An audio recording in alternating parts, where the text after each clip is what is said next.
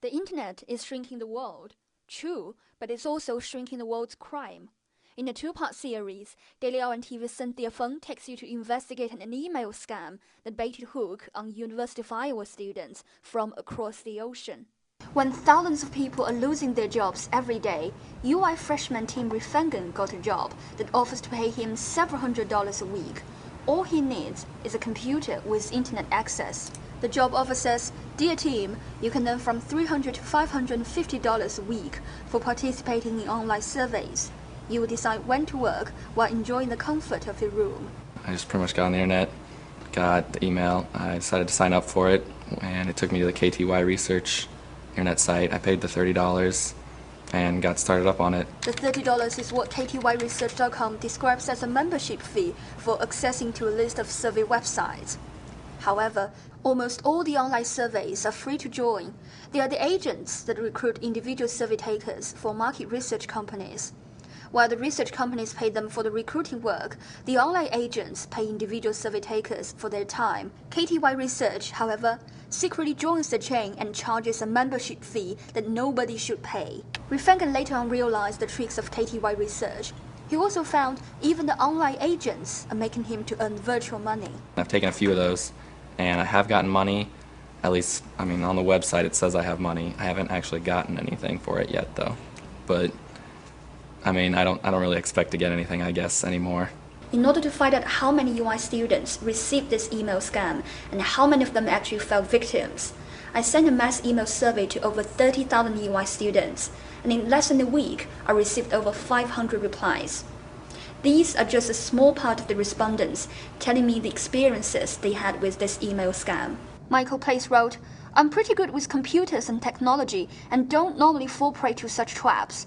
But for some reason, this one got the better of me." Aaron Carney wrote, "It's definitely a waste of the $30. The mass email survey shows 8% of the near 500 respondents said they replied to the email, and 1% of them paid the $30. This means at least 40 UI students might have been victimized. By doing several domain checks of KTYresearch.com, I found the website is registered under the name of a company in Bulgaria. But after I caught the owner of the company through my translator, we were told he has never heard of KTY Research. I asked a friend from a computer design company to contact the hosting service company, and I asked them to clear my name from KTY Research. I have nothing to do with that website, and they are ruining our reputation. Who is operating behind KTY Research is still a myth, but more questions come out. In part 2 of this investigative series, we'll be looking at how the scammer got UI students' email addresses and whether the university and the local police department can do anything about it. This is Cynthia Feng, Daily Hour TV.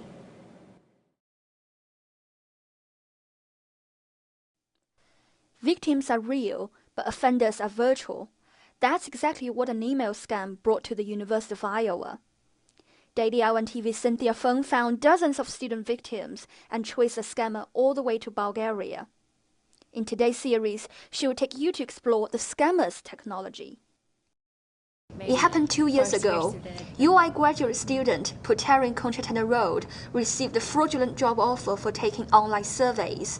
She paid the entrance fee but earned nothing. I really thought that it was a valid email because it's sent through university email. Unfortunately, 2 years later, this is still the key trick scammers use to bait hook on university students. The university email address is any other email address out there. Anyone can get to it. It's on the internet and anyone can send you. Worse still, my survey shows the scammer has got at least 23,000 UI students' email addresses. Computer experts say scammers have special computer software that can simulate a person accessing the university's online directory and copy all the email addresses and students' names onto an email list. But this is just one of the many ways. You can buy them from black market. In the black market, they sell in a bulk. So you get about 10,000 email addresses that are working for, say, $20. It's very difficult for us to stop a bad person out there from sending you an email address. There's very little we can do about that. Not only the university, but also the local police department gives similar answers in a telephone interview. They don't originate in the Iowa City area. They're difficult to track where they do originate, whether that's another